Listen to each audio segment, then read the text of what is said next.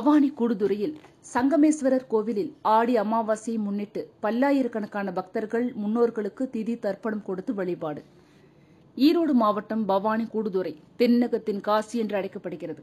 இங்கு காவிரி, பவானி, கண்ணுக்கு புலப்படாத அமுத நதி என 3 நதியில் சங்கமிக்கும் இடமாகும். இங்கு அமாவாசை தினங்கள், ஆடிப்பெருக்கு உள்ளிட்ட நாட்களில் பல்லாயிரக்கணக்கான மக்கள் தங்கள் மூதாதையர்களுக்கு திதி தர்ப்பணம் கொடுத்தும் காவிரி ஆற்றில் புனித நீராடி செல்வது வழக்கம்.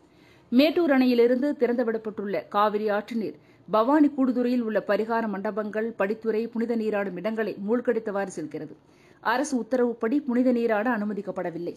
இந்த நிலையிலும் பக்தர்கள் தங்கள் மூதாதையர்கள் ஆன்மா சாந்தி பிறப்பும் அவர்களின் ஆசி தங்களுக்கு கிடைக்கவும் குடும்பத்தினருடன் காய்கறிகளால் படையலிட்டு பிண்டம் வைத்து திதி தர்ப்பணம் கொடுத்து வழிபட்டு கோவில் நிர்வாகத்தால் தற்காலிகமாக அமைக்கப்பட்டுள்ள சபர்பாத்தில் புனித நீராடினர். மேலும் சங்கமேஸ்வரர், வேதநாயகியை வழிபட்டனர்.